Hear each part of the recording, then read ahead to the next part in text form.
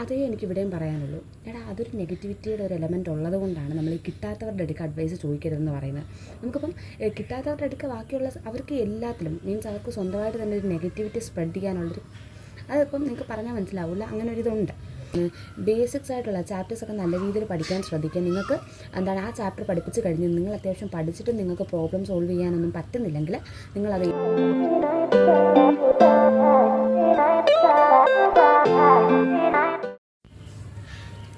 Hello guys, ഇപ്പോൾ എല്ലാവരും എന്ത് പറയുന്നു? സുഖമായിട്ടിരിക്കുന്നു. ഞാനിവിടെ സുഖമായിട്ടിരിക്കുകയാണ്. അപ്പോൾ നമ്മുടെ ഇന്നത്തെ വീഡിയോ എന്ന് പറയുന്നത് ഒരു റിയാക്ഷൻ വീഡിയോ എന്നൊക്കെ പറയാം. ഞാൻ നിങ്ങളുടെ കുറച്ച് കമൻസുമായിട്ടൊന്ന് റിയാക്ട് ചെയ്യുവാണ്. അപ്പോൾ ശരിക്കും പറഞ്ഞാൽ എനിക്ക് മെയിനായിട്ടും ഈ വീഡിയോ ചെയ്യാൻ കാരണമായിട്ടുള്ള 2 കമൻസ് എന്ന് പറയുന്നത്, ഒന്ന്, ഇപ്പോൾ നമ്മൾ പ്ലസ് ടുവിന് നല്ല മാർക്ക് ഉണ്ടെങ്കിൽ കൂടെ നിങ്ങൾക്ക് നല്ലൊരു ബേസ് ഇല്ലെങ്കിൽ നിങ്ങൾ റിപ്പീറ്റിന് ജോയിൻ ചെയ്ത് കഴിഞ്ഞാൽ നിങ്ങൾക്ക് അതൊരു ഡിസപ്പോയിൻമെൻ്റ് ആവും. അതൊരു കമൻറ്റ്. രണ്ടാമത്തെ കമൻറ്റ് എന്ന് പറയുന്നത്, ബ്രില്യൻറ്റിലെ ടീച്ചേഴ്സും സ്റ്റാഫും എല്ലാം റെസിഡൻഷ്യൽ ബാച്ചിലും റിപ്പീറ്റേഴ്സ് ബാച്ചിലും ആയിരിക്കും കൂടുതൽ കോൺസെൻട്രേറ്റ് ചെയ്യുന്നത്. അത് രണ്ടാമത്തെ കമൻറ്റ്. അപ്പോൾ നമുക്ക് ആദ്യത്തെ കമൻറ്റ് പറയുന്നതെന്ന് വെച്ച് കഴിഞ്ഞാൽ പ്ലസ് ടുവിന് നല്ല മാർക്കുണ്ടെങ്കിൽ കൂടെ നിങ്ങൾക്ക് എൻട്രൻസിൽ നല്ല ബേസ് ഇല്ലെങ്കിൽ നിങ്ങൾ റിപ്പീറ്റ് ചെയ്താലും നിങ്ങൾക്കതൊരു ഡിസപ്പോയിൻമെൻ്റ് ആവും. അപ്പോൾ ശരിക്കും പറഞ്ഞാൽ എനിക്ക് പറയാനുള്ളതെന്ന് വെച്ച് കഴിഞ്ഞാൽ, ഇപ്പം ഞാൻ ഫസ്റ്റ് ഇയറിൽ MBBS ജോയിൻ ചെയ്തപ്പോൾ നമ്മുടെ സ്കീം എന്ന് പറയുന്നത് എന്താണെന്നറിയോ? ഫസ്റ്റ് ഇയറിൽ ഇപ്പം നിങ്ങൾ എക്സാം എഴുതി അഥവാ ഫെയിലായി നിങ്ങൾ പിന്നെ സേ എഴുതി എന്നിട്ടും ഫെയിലായി കഴിഞ്ഞാൽ നമ്മുടെ ജൂനിയേഴ്സിൻ്റെ കൂടെ ഒന്നും കൂടെ പഠിക്കേണ്ടി വരും. ഒന്നും കൂടെ ഒരു കൊല്ലം പഠിച്ചിട്ട് അവരുടെ കൂടെ നമുക്ക് എക്സാംസ് എഴുതാൻ പറ്റത്തുള്ളൂ. അപ്പോൾ ഞങ്ങളുടെ പ്രൊഫസേഴ്സൊക്കെ ഇതൊക്കെ നമ്മൾ ആദ്യം കേൾക്കുമ്പോൾ ഒന്ന് പേടിക്കുമല്ലോ. അതായത് നമുക്ക് ആ ഒരു നീറ്റിൻ്റെ സമയത്ത് ടെൻഷൻ പോലെ തന്നെ ആവും.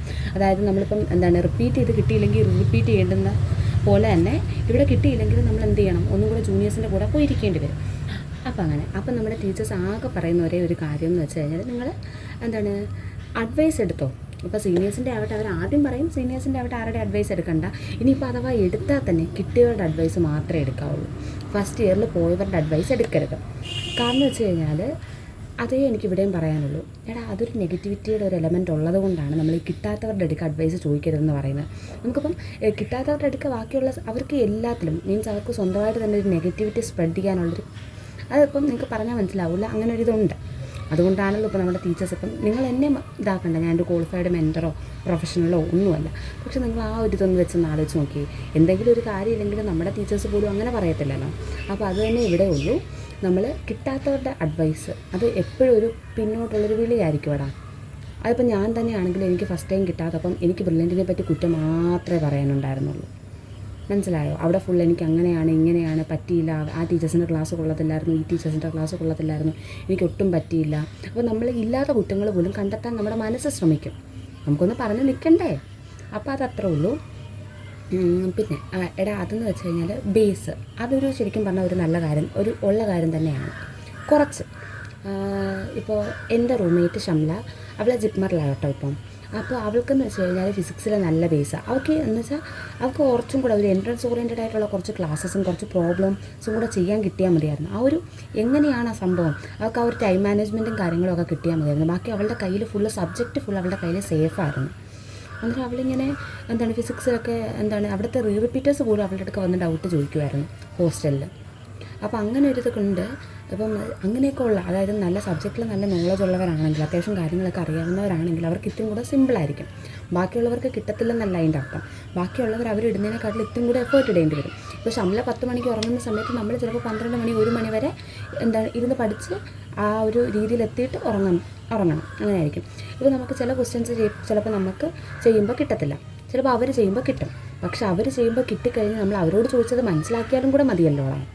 പറയുന്നത് മനസ്സിലായോ? ഇപ്പം നമുക്ക് ചെയ്യാൻ കിട്ടിയില്ല, അയ്യോ എനിക്കൊന്നും കിട്ടുന്നില്ല എന്ന് പറഞ്ഞ് നമ്മൾ വിഷമിച്ചിരിക്കുന്ന സമയത്ത് അതെങ്ങനെ കിട്ടിയെന്നുള്ളത് അവരോട് ചോദിച്ച് മനസ്സിലാക്കി കഴിഞ്ഞാൽ ആ ഒരു ക്വസ്റ്റ്യനും അവർ ചെയ്ത പോലെ തന്നെ നമുക്കും ചെയ്യാൻ പറ്റുമല്ലേ? അപ്പോൾ നിങ്ങൾ അങ്ങനെ ചിന്തിച്ചാൽ മതി. അപ്പോൾ ഈ വക കാര്യത്തിൽ അങ്ങനെ ടെൻഷൻ അടിക്കേണ്ട. അത്യാവശ്യം ബേസ് ഇല്ലാത്തവർക്ക് ഒരിത്തിരി പാടായിരിക്കും, ഇത്തിരി അല്ല അത്യാവശ്യം നല്ല രീതിയിൽ പാടായിരിക്കും. പക്ഷെ നമുക്ക് ബേസ് ഇല്ല എന്ന് പറഞ്ഞാൽ നമ്മുടെ ആഗ്രഹങ്ങൾ വേണ്ടെന്ന് വെക്കാൻ തുടങ്ങിക്കഴിഞ്ഞാൽ നമ്മൾ എങ്ങും എത്തത്തില്ലല്ലോ. അപ്പോൾ നമ്മളെ കൊണ്ട് പറ്റും എന്നുള്ള ആ ഒരു കോൺഫിഡൻസ് തന്നെ നിങ്ങൾ വർക്ക് ചെയ്യുക, പരമാവധി ശ്രമിക്കുക, നല്ല രീതിയിൽ പ്രോബ്ലംസൊക്കെ വർക്കൗട്ട് ചെയ്യുക. എന്തെങ്കിലും ഡൗട്ട്സ് ഉണ്ടെങ്കിൽ ടീച്ചേഴ്സിൻ്റെ അടുക്ക പോയി ക്ലിയർ ചെയ്യുക. അല്ലെങ്കിൽ അതിന് ഇതായിട്ടുള്ള എന്തെങ്കിലുമൊക്കെ വീഡിയോസൊക്കെ കണ്ട് മനസ്സിലാക്കുക. ഓൺലൈനിലൊക്കെ അത്യാവശ്യം ഒത്തിരി വീഡിയോസും കാര്യങ്ങളൊക്കെ അവൈലബിൾ ആണല്ലോ. ഇപ്പോൾ ഫിസിക്സ് വാലയുടെ ക്ലാസ്സസ് ആണെങ്കിലും ഫിസിക്സിനും കെമിസ്ട്രിക്കും ഒക്കെ നല്ലതാണ്. ഞാൻ ശരിക്കും പറഞ്ഞ ഒരു പെയ്ഡ് പ്രൊമോഷൻ പോലെ എപ്പോഴും ഫിസിക്സ് വാല ബ്രില്യൻ്റ് എന്ന് പറയുന്നത് ഞാൻ അവിടെ പഠിച്ച ഒരാളായതുകൊണ്ടാണ്.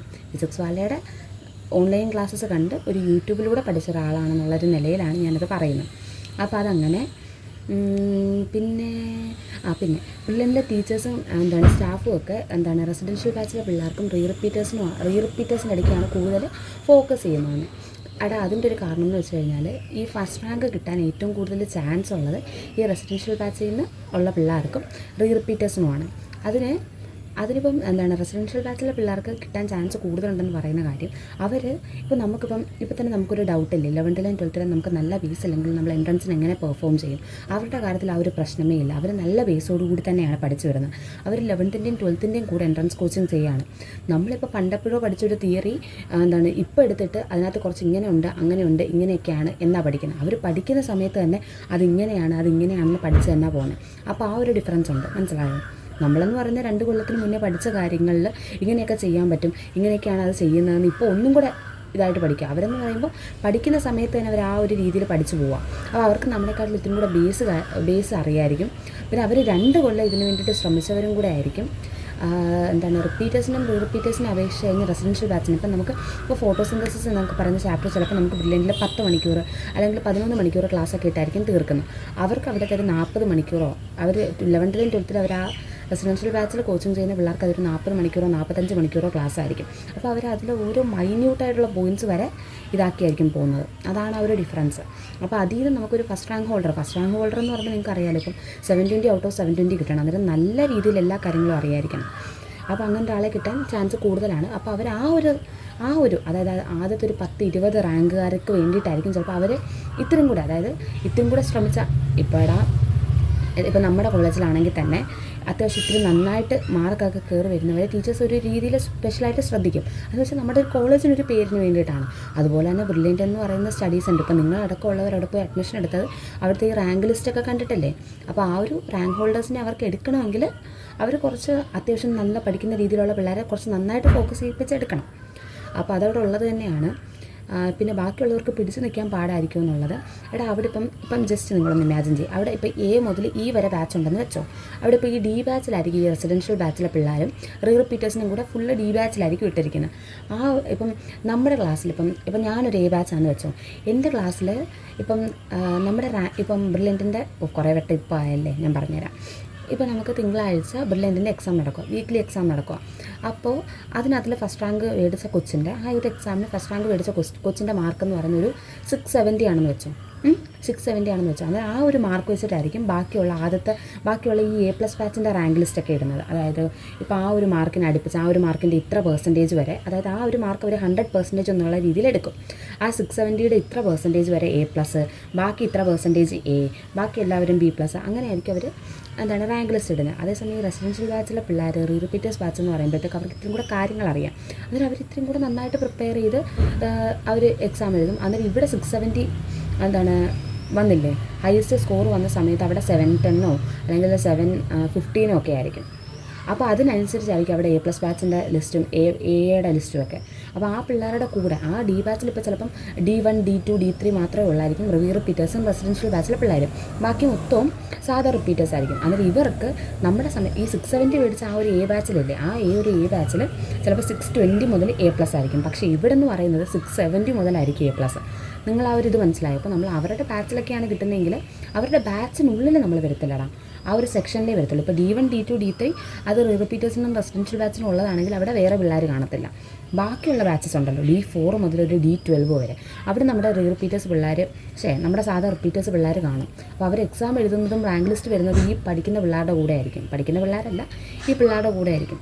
അപ്പോൾ അതൊരു ഇത്തിരി മെനക്കെട്ട പരിപാടിയായിരിക്കും. ഇപ്പോൾ നിങ്ങൾ തന്നെ മനസ്സിലാക്കുക, നിങ്ങൾ ആ ഒരു ബാച്ചിലെ പിള്ളേരുടെ കൂടെ ആണെങ്കിൽ നിങ്ങൾക്കിപ്പോൾ ഒരു 640 കിട്ടിയാലും നിങ്ങൾക്ക് A കിട്ടുന്നുണ്ടെങ്കിൽ നിങ്ങൾ അത്ര ഒട്ടും മോശമല്ല എന്ന് നിങ്ങൾ മനസ്സിലാക്കിയാൽ മതി.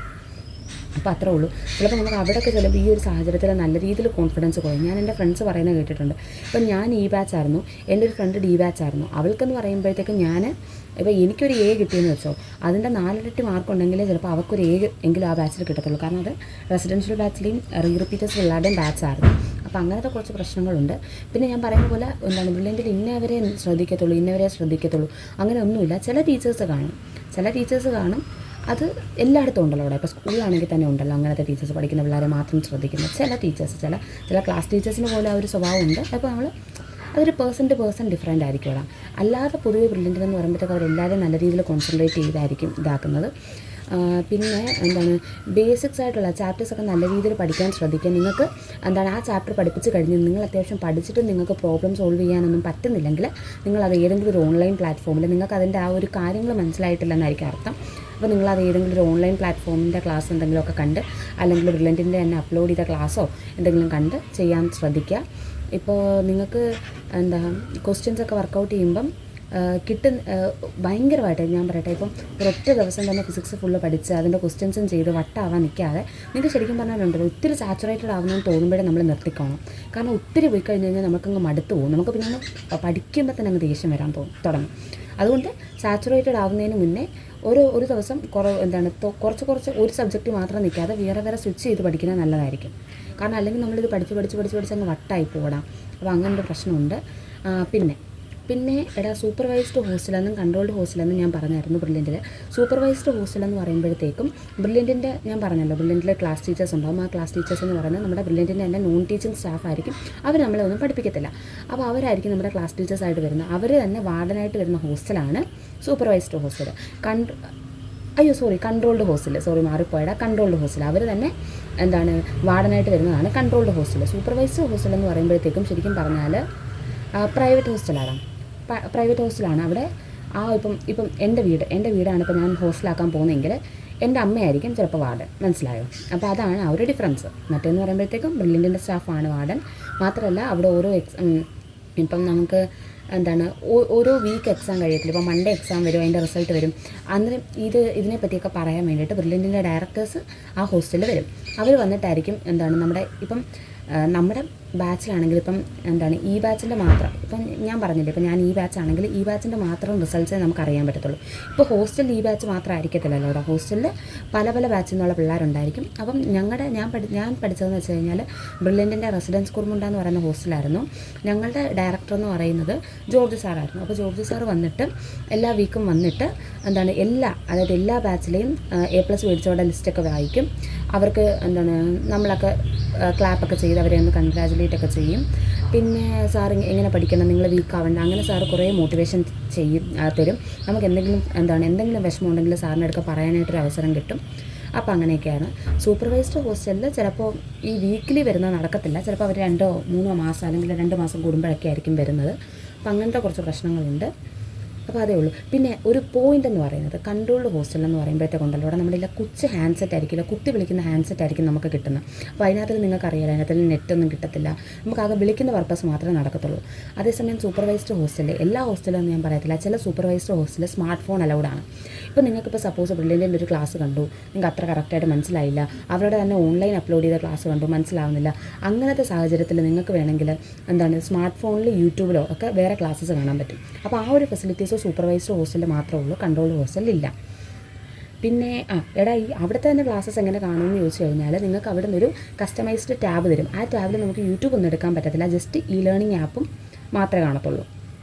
മനസ്സിലായോ? ഗൂഗിളോ അങ്ങനത്തെ ഒരു ഫെസിലിറ്റീസും പറ്റത്തില്ല. അപ്പോൾ നിങ്ങൾക്ക് ഈ ലേണിംഗ് ആപ്പിൽ ബ്രില്യൻറ്റ് അപ്ലോഡ് ചെയ്തേക്കുന്ന ക്ലാസ്സും ക്വസ്റ്റ്യൻസും ഒക്കെ ചെയ്യാൻ പറ്റും. എല്ലാവർക്കും തരും കേട്ടോ. അതെത്രയോ എനിക്ക് തോന്നി ഇനി നിങ്ങളുടെ കയ്യിൽ നിന്ന് ഒരു അഡീഷണൽ ഫീസ് ഒരു 7,000 എന്തെങ്കിലും മേടിക്കുമായിരിക്കും ആ ഒരു ടാബിന് വേണ്ടിയിട്ട്. അപ്പോൾ അതങ്ങനെ ഉള്ളൂ. അപ്പോൾ ശരിക്കും പറഞ്ഞാൽ ഇപ്പം നിങ്ങൾ എനിക്ക് പറയാനുള്ള കാര്യം എന്ന് വെച്ച് കഴിഞ്ഞാൽ നിങ്ങൾ അഡ്വൈസ് എടുത്തോ. ഇപ്പോൾ കിട്ടിയവരുടെ കയ്യിൽ നിന്നോ കിട്ടാത്തവരുടെ കയ്യിൽ നിന്നോ അഡ്വൈസ് എടുത്തോ. ഇപ്പോൾ സപ്പോസ് അവർ ഫുള്ള് നെഗറ്റീവ്സ് മാത്രമാണ് പറയുന്നതെങ്കിൽ നിങ്ങൾ മനസ്സിലാക്കുക അത്ര ഇതല്ല. ശരിക്കും പറഞ്ഞാൽ നമുക്ക് ഈ ഒരു സ്ട്രീമിൽ നിൽക്കുന്നവരുടെ അഡ്വൈസ് അല്ലെങ്കിൽ ഇതിന് കിട്ടിയ ഒരാളുടെ അഡ്വൈസ് ആയിരിക്കും എപ്പോഴും നല്ലത്. അങ്ങനെ പറയുകയാണെങ്കിൽ ഞാനൊരു സെൽഫ് ഫിനാൻസിങ് കോളേജിൽ പഠിക്കുകയാണ്, എൻ്റെ അഡ്വൈസ് എടുക്കാൻ പറ്റത്തില്ല എന്ന് നിങ്ങൾക്ക് തോന്നും. പക്ഷേ ഞാനിപ്പോൾ സെൽഫ് ഫിനാൻസിങ് കോളേജിൽ പഠിക്കുകയാണെന്ന് അത് വേണ്ട, അത് വിട്ടേക്ക്. എനിക്ക് BDSന് അഡ്മിഷൻ കിട്ടിയ ഒരാളല്ലേ, എന്നാൽ ആ ഒരു ലെവലിലെങ്കിലും നിങ്ങൾ ചിന്തിച്ചാൽ മതി. എനിക്ക് ഗവൺമെൻറ് ഡെൻ്റൽ കോളേജ് കോട്ടയത്ത് BDSന് അഡ്മിഷൻ കിട്ടിയ ഒരാളാണ്. അപ്പോൾ ആ ഒരു ലെവലിൽ എൻ്റെ ഫസ്റ്റ് ഓപ്ഷൻ ആയിരുന്നു അത്. അപ്പോൾ ആ ഒരു ലെവലിൽ നിങ്ങൾ ചിന്തിച്ചാൽ മതി. അങ്ങനെയെങ്കിലും നിങ്ങളുടെ ഇഷ്ടമാണ് കേട്ടോ. അപ്പോൾ ആരുടെ ആണെങ്കിലും എൻ്റെ അഡ്വൈസ് ആണെങ്കിലും വേറെ ആളുടെ അഡ്വൈസ് ആണെങ്കിലും എടുക്കണോ വേണ്ടയോ അതൊക്കെ നിങ്ങളുടെ ഇഷ്ടമാണ്. അപ്പോൾ അതേ ഉള്ളൂ. പിന്നെ നിങ്ങൾ ഇത് അത്ര സിമ്പിളായിട്ടുള്ള ടാസ്ക് ആണെന്നും പറഞ്ഞ് പോവുക ചെയ്തത്. ശരിക്കും പറഞ്ഞാൽ നല്ല രീതിയിൽ സ്ട്രഗിൾ ചെയ്യേണ്ടി വരും. ഇപ്പം എന്തുവാ, ഇപ്പം ഒരു സപ്പോസ് ഒരു എക്സാമ്പിൾ പറയാനാണെങ്കിൽ ഇപ്പോൾ ബിഗ് ബോസിലുണ്ടല്ലോടാ. ബിഗ് ബോസിലെന്ന് പറയുമ്പോഴത്തേക്ക് ഇപ്പോൾ നമ്മൾ ഇവിടുന്ന് പോകുന്നവരൊക്കെ ചിലപ്പോൾ അതിനകത്തുള്ള ഫിസിക്കൽ ആക്ടിവിറ്റീസും ടാസ്ക്കും മാത്രം ഉള്ളതെന്ന് പറഞ്ഞായിരിക്കും പോകുന്നത്. പക്ഷെ അവിടെ നിൽക്കാനെന്ന് വെച്ച് കഴിഞ്ഞാൽ നമ്മൾ ഒരാളെ തള്ളി പുറത്താക്കണം. ആ ഒരു സ്കില്ലും കൂടെ നമുക്ക് വേണ്ടേ? അതുപോലെ തന്നെയാണ് ഇവിടെ. അതുപോലെ തന്നെ അവിടെ പിടിച്ച് നിൽക്കാനും പാടാണ്. നമുക്ക് നമ്മളായിട്ട് തന്നെ അതിനകത്ത് പിടിച്ച് നിൽക്കാനും പാടാണ്. അതുപോലെ തന്നെയാണ് ബ്രില്യൻറ്റിൽ എക്സാംസിന് മാർക്ക് മേടിക്കുന്നതും പഠിക്കുന്നതിനും പുറമെ നമുക്കവിടെ പിടിച്ച് നിൽക്കാൻ തന്നെ നല്ല പാടാണ്. കാരണം നല്ല ടെൻഷനാണ്. അപ്പോൾ ഞാനെന്ന് പറയുന്ന ഒരു കരച്ചിലോളിയായിരുന്നു. ഫുൾ അച്ഛനമ്മയും വന്നിട്ട് പോകുമ്പോൾ കരയും, വീട്ടിൽ നിന്ന് തിരിച്ച് വരുമ്പോൾ കരയും, അങ്ങനത്തെ ഒരാളായിരുന്നു. എന്നുവെച്ചാൽ നമ്മളിപ്പം എങ്ങനെയെങ്കിലും നല്ല രീതിയിൽ ചിലപ്പം മെൻ്റലി ഡൗണൊക്കെ ആകുമ്പോഴായിരിക്കും നമ്മൾ വീട്ടിലൊന്ന് വന്ന് അമ്പലത്തിലൊക്കെ പോയി പ്രാർത്ഥിച്ചിട്ട് പോകാമെന്ന് പറഞ്ഞായിരിക്കും ഇങ്ങോട്ട് വന്ന് നമ്മൾ അങ്ങോട്ട് തിരിച്ച് ചെല്ലുന്ന ദിവസം തന്നെ നമുക്ക് വട്ടായിപ്പോവും. കാരണം കുറേ പേര് കോറിഡോറിലിരുന്ന് പഠിക്കുന്നു, കുറേ പേര് സ്റ്റെയറിലിരുന്ന് പഠിക്കുന്നു, കുറേ പേര് അങ്ങോട്ടും ഇങ്ങോട്ടും നടന്ന് പഠിക്കുന്നു. ഫുള്ള് ഒരു പഠിത്തമയമായിരിക്കും. അപ്പോൾ തന്നെ നമുക്ക് വട്ടായിപ്പോവും. മനസ്സിലായോ? അവിടെ നിന്ന് വെച്ച് കഴിഞ്ഞാലുണ്ടല്ലോ, അവിടെ 24 hours ഓണായിരിക്കും. ഹോസ്റ്റലിലെല്ലാം ഇങ്ങനെ ലൈറ്റ് ഇങ്ങനെ കാണും, 24 hours അത് ഓണായിരിക്കും. അപ്പോൾ ശരിക്കും പറഞ്ഞാൽ നമുക്ക് സ്വന്തമായിട്ട് ഇന്നൊരു സമയത്ത് എഴുന്നേറ്റ് കഴിഞ്ഞാൽ നമ്മൾ മാത്രമേ ഉള്ളൂ, ആ ഒരു ഇതൊന്നും നടക്കത്തില്ല. ആ ഒരു സമയത്ത് ചിലപ്പോൾ ഒരു 10, 15, 20 പേര് കാണും. ഇപ്പോൾ ഞാൻ 2 മണിക്ക് എഴുന്നേറ്റാലും 10, 25 പേര് കാണും. 3 മണിക്ക് എഴുന്നേറ്റാലും കാണും. ഇനിയിപ്പോൾ ഞാൻ രാത്രി 1 മണി വരെ ഇരുന്ന് പഠിച്ചാലും കാണും. മനസ്സിലായോ? അങ്ങനെയായിരിക്കും. അപ്പോൾ നമ്മൾ അതുമായിട്ടൊക്കെ ഒന്ന് പൊരുത്തപ്പെടാൻ ഒത്തിരി പാടായിരിക്കും. പിന്നെ നിങ്ങൾ അനാവശ്യമായിട്ടുള്ള ടെൻഷൻസ് ഒന്നും വലിച്ച് കയറ്റണ്ട. പിന്നെ ഈ സ്മാർട്ട് ഫോണിൻ്റെ കാര്യമാണ് ഒരു സീൻ. നമുക്കിപ്പോൾ എന്തെങ്കിലും അതുപോലെ ഡൗട്ട് ഉണ്ടെങ്കിലോ ഒക്കെ അതൊന്നും അവൈലബിൾ അല്ല. അതാണൊരു പ്രശ്നം. ആ ടാബിൽ പിന്നെ ബ്രില്യൻറ്റിൻ്റെ ടാബ് കസ്റ്റമൈസ്ഡ് അല്ലാതെ കിട്ടുമായിരുന്നെങ്കിലും ഉപകാരമായിരുന്നു. ഇപ്പോൾ അതാണെങ്കിൽ നമുക്ക് ഈ ലേണിംഗ് ആപ്പിലെ ക്ലാസ്സും കാണാം, യൂട്യൂബ് വേണമെങ്കിൽ ഉപയോഗിക്കാം. പക്ഷേ പിള്ളേർ മിസ്യൂസ് ചെയ്യും. ഇവിടെ കുറേ പിള്ളേർ അത് മിസ്യൂസ് ചെയ്യും. ചിലപ്പോൾ അതുകൊണ്ടായിരിക്കും അവർ ആ ഒരു ഇതുവരെ കൊണ്ടുവരാത്തത്. അപ്പം അങ്ങനെ അപ്പം അത്യാവശ്യം നല്ല കൂളായിട്ടൊക്കെ ഇരിക്കുക. അത്യാവശ്യം ഇവർ ഈ പറയുന്ന പോലെ റിപ്പീറ്റേഴ്സ് റെസിഡൻഷ്യൽ ബാച്ച് ആ ഒരു ഇഷ്യൂസൊക്കെ ഉണ്ട്. എന്നാലും നമ്മുടെ ആ ഒരു ഹാർഡ് വർക്ക് എടുത്തു കഴിഞ്ഞാൽ നമുക്ക് പരിഹരിക്കാവുന്ന പ്രശ്നങ്ങളേ ഉള്ളടാ. പരമാവധി എഫേർട്ട് ഇടുക. ഇപ്പോൾ നല്ലൊരു എമൗണ്ട് ഫീസാണ്, 2 lakhs ആണ് ഫീസ്. അപ്പോൾ ചിലപ്പോൾ ചില സാഹചര്യങ്ങൾക്ക് നമുക്ക് ഇപ്പോൾ MBBS തന്നെ കിട്ടിയില്ലെങ്കിൽ അതിൻ്റെ താഴോട്ടുള്ള ഏത് കോഴ്സ് കിട്ടിയാലും അതിനൊന്ന് പോകേണ്ട ഒരു സാഹചര്യമൊക്കെ വരും.